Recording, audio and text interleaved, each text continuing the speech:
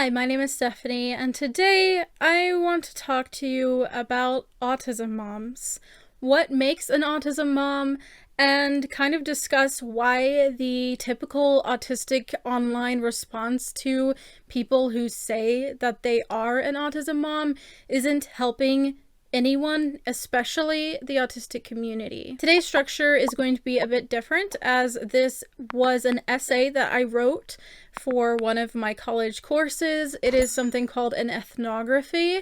While it's not as in-depth as some ethnographies are for sure, basically it's a look into a subculture, and I chose to look into autism moms because I believe it is a group that a lot of people simply do not understand. What makes an autism mom? Understanding the invisible bond and its importance to the future of the autistic community. Motherhood is considered something to celebrate, a difficult and often thankless role that brings reward in the love returned from a child.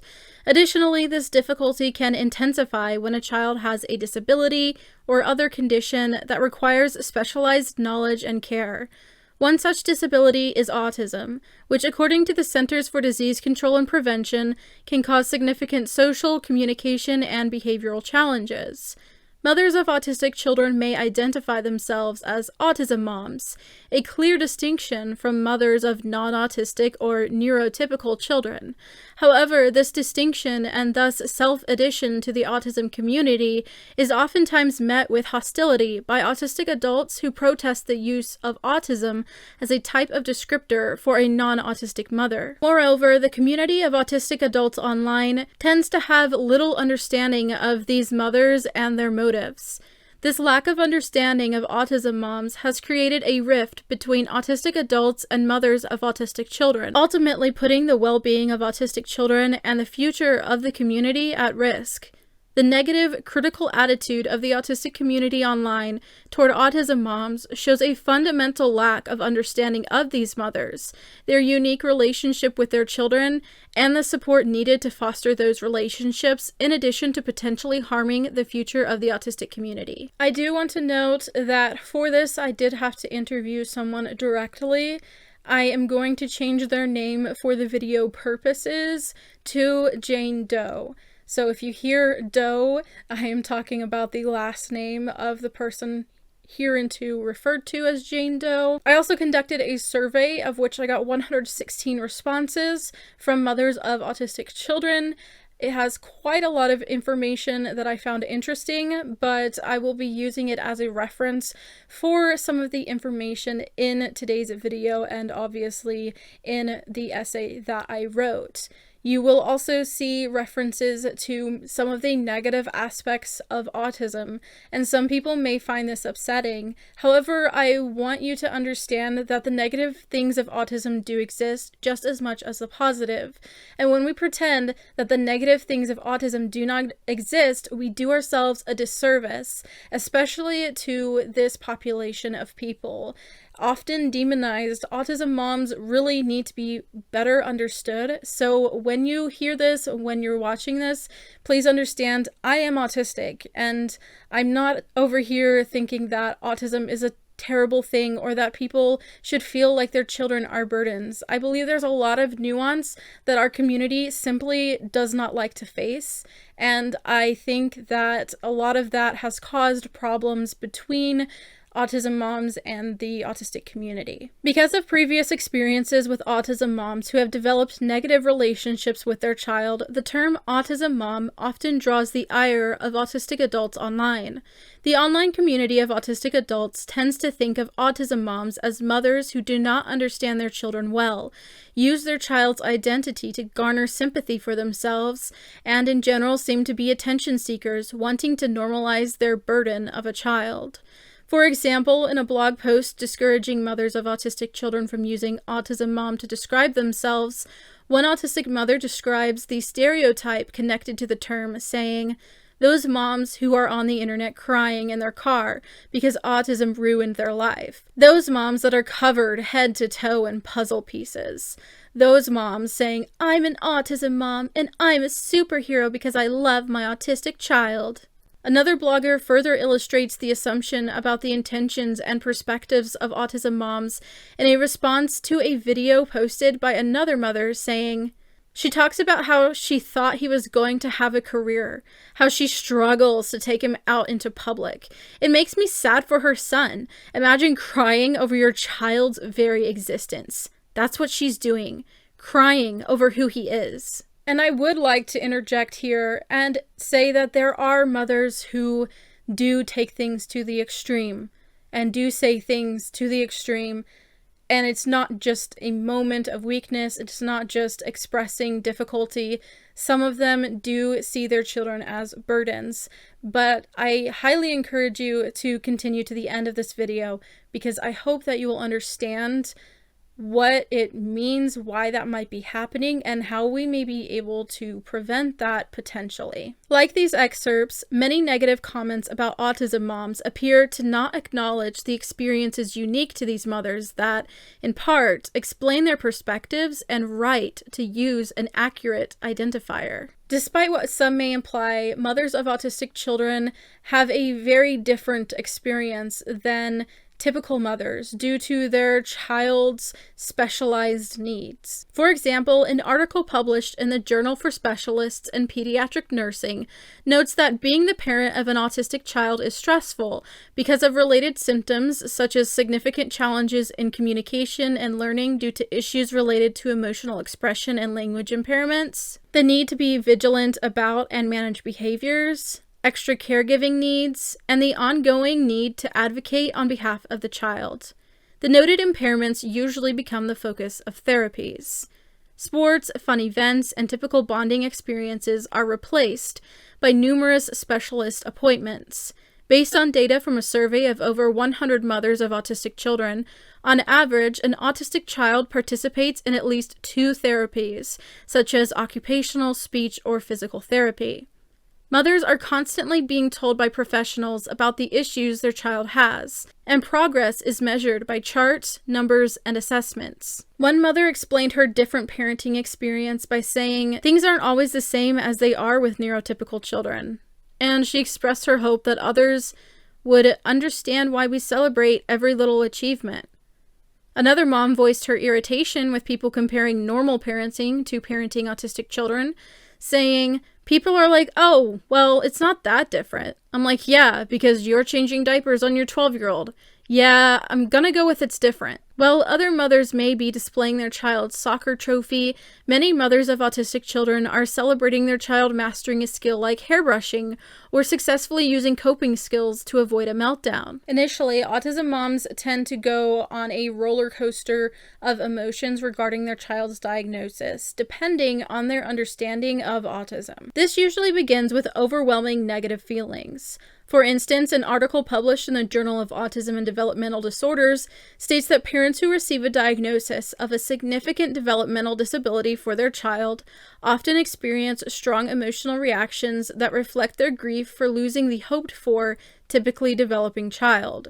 Hearing that their child has autism can send parents into despair, especially those who are not well acquainted with autism and have only heard about the negative aspects. In fact, some mothers directly blame their minimal knowledge about autism for their initial feelings of sadness and grief, including one survey participant who said, "I was sad for my child because I did not understand autism, but now that we are 5 years in, I no longer feel sorry for him.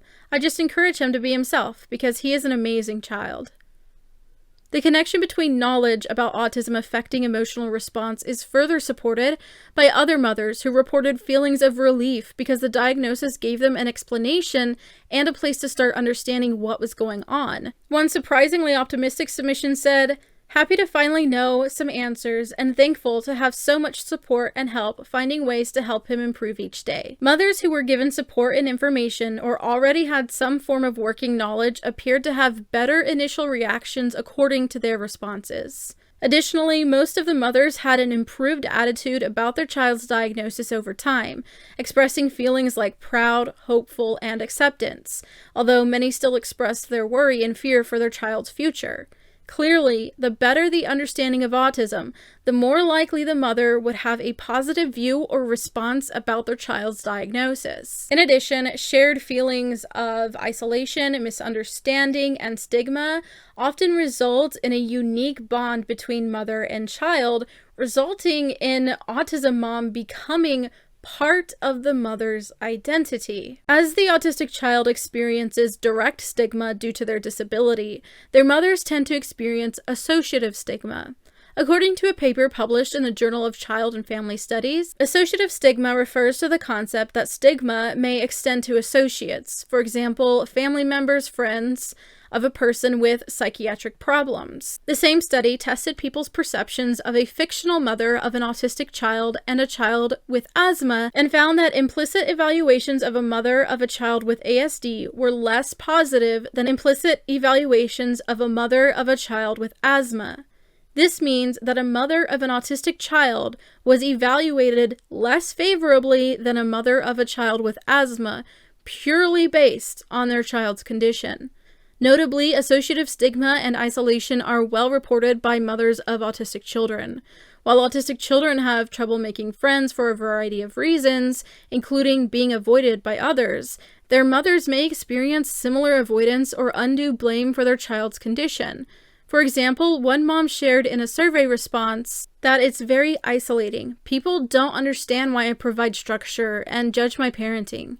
Speaking to the assumption that bad parenting or choices made their child autistic, another mom wanted to share that having an autistic child does not mean we did something wrong and which caused it. Additionally, the demands of attending to the unique needs of an autistic person can cause isolation. One mother of 2 nonverbal sons, Jane Doe, said, "I've also lost friends. There are people who I have not talked to because I've had to cancel plans a few times." Yet another mother noted that she has to constantly rearrange things at work and other things like that to fix her child's needs. Adding to explain the extent that it impacts her life, she continued saying, "Sometimes I lose jobs or have a hard time finding jobs because of it." This shared experience of stigma and isolation seems to create a unique bond between mother and child. In the case of Doe and her sons, this bond is positive.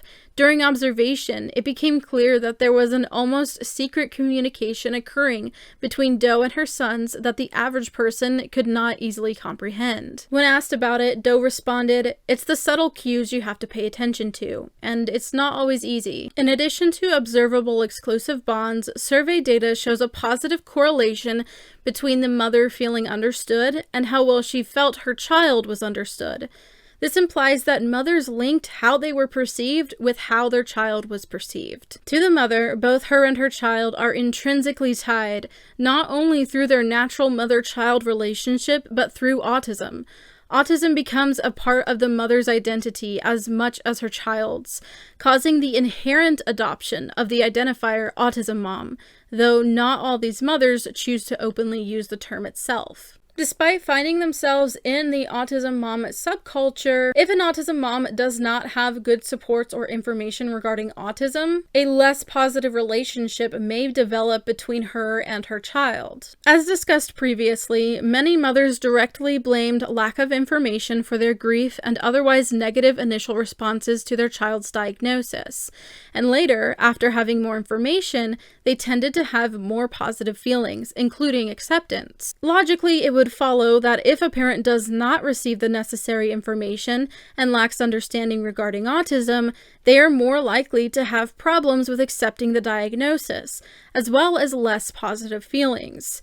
According to a paper coming from the University of Haifa's study of child development, when parents experience difficulties in resolution of the diagnosis, they may show ongoing grief, disengagement, or confusion, and may respond to the child in an overprotective, passive, or harsh way. Some of the Autism Mom survey respondents echoed this issue of ongoing grief, saying things like, "I am sad about it," and "I am still struggling every day," when asked to share how they currently feel about their child's diagnosis. The unresolved status that the autism mom stays in can result in disastrous situations, often blamed on the child.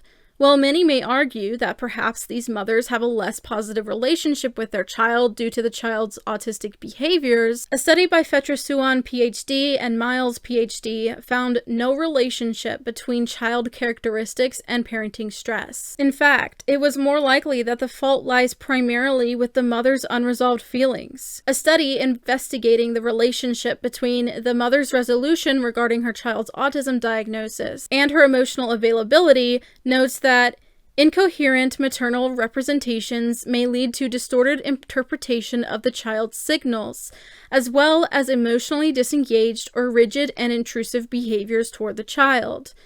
Instead of developing the exclusive communication that is seen with Doe and her sons, a mother with unresolved feelings is more likely to misinterpret her child's signals and result in poor responses.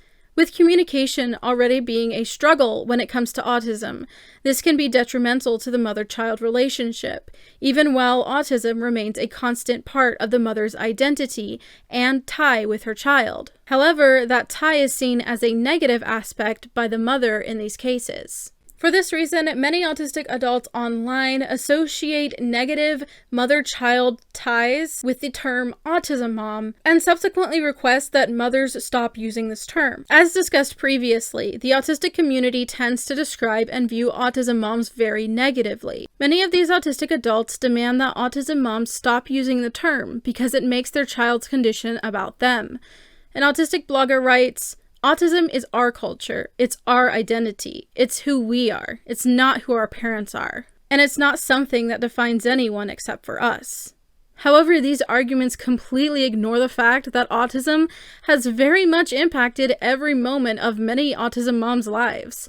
Plenty of autism moms are like Doe, where every day requires that she explains her children to the world and effectively be their voice, as if being a constant translator even while trying to empower them to be able to communicate for themselves. While Doe has fostered a positive, close relationship and understanding with her sons, these posts assume that her finding autism mom as part of her identity must mean that she has a negative relationship with her children and demand that she change the identifier or suffer the consequences of a negative, stereotypical view they refuse to reevaluate. This is voiced through the blog post trying to persuade autism moms to lose the term, saying, "You're grouped in with autism warrior moms when you continue to use autism mom as an identifier after learning how autistics feel about it. You're going to find the people who think that autistics should sit down and stop talking, who think that neurodiversity is junk. Those are the kind of moms that you're going to get grouped in with if you use autism mom as an identity, and I don't want that for you." As well-meaning as the last line is, George's words come across more like coercion or even a veiled threat. The approach of strong-arming autism moms into either not identifying with their own descriptor or labeling them with mothers who ended up with maladaptive responses to autism diagnoses is alienating and counterproductive. After all, denying someone their social identity can contribute to depression, which can negatively affect the mother's ability to create a positive bond with her autistic child. As an article on the importance of social identity states, social identity allows people to be part of groups and gain a sense of belonging in their social world. Trying to force autism moms to reject parts of their social identity can negatively impact their sense of belonging, as well as their mental health, since, as the article states, social factors can also be important causes of depression. The mental health of autism moms matters because it affects the level of parenting stress that, in turn, affects the relationship between mother and child. According to the findings of a study on parenting stress in mothers of autistic children, parenting stress was related to maternal psychological distress assessed as depressive symptoms. Findings also suggest that depressive symptoms may lower perceptions of well-being. The more depressed the mother, the more stressful she found parenting her autistic child. Taking into consideration earlier discussion about a mother's unresolved feelings about her child's diagnosis creating less emotional availability and more likelihood for misunderstanding of her child's signals as well as insecure attachment, This depression may be an indicator of a potential negative turn in the mother-child relationship. The current approach of shaming these mothers into removing themselves from any association with the identifier autism mom is likely to cause more issues than help. Instead of adding factors that could negatively affect mental health, supporting these mothers could improve their mental health and their relationship with their child. According to an article on depression and mothers of autistic children, individual counseling for moms could be tremendously helpful. When the mother is helped with resolving her feelings about her child's diagnosis, or helped with symptoms of depression, mother-child relationship and overall outcome for the autistic child are likely to improve. The study on autism moms' resolve and emotional availability found that coherent and resolved mothers were more emotionally available than incoherent or unresolved mothers.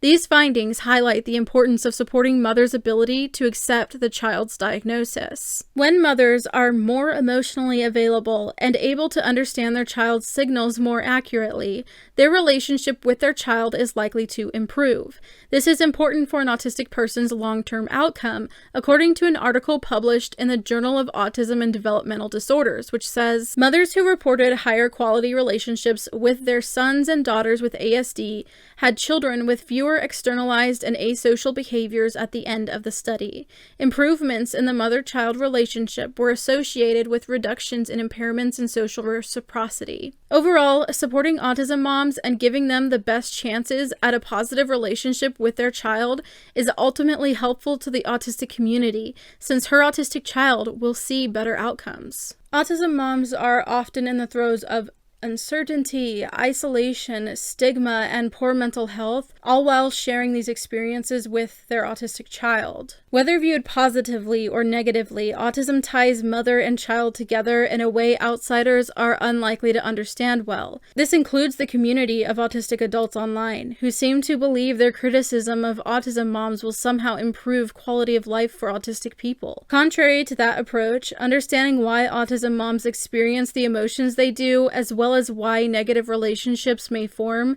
can help pave the way in helping properly support them.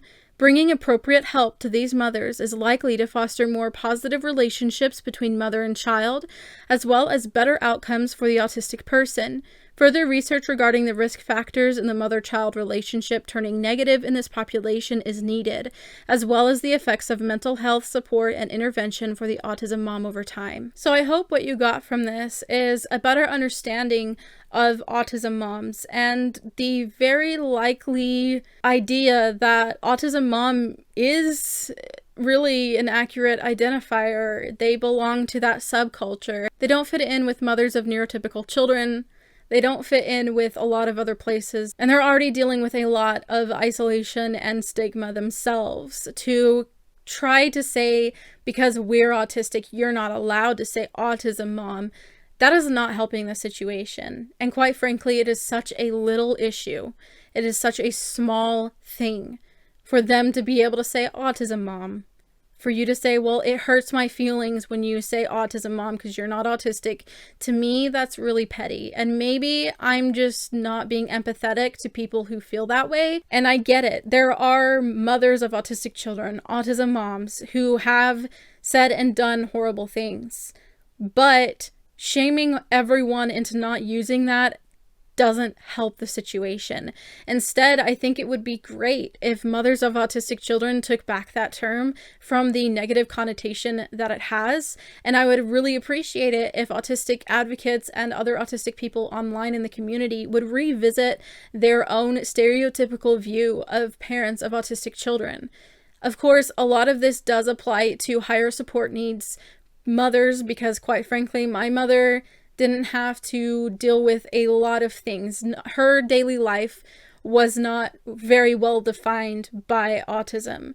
But those who are parents of higher support needs children are.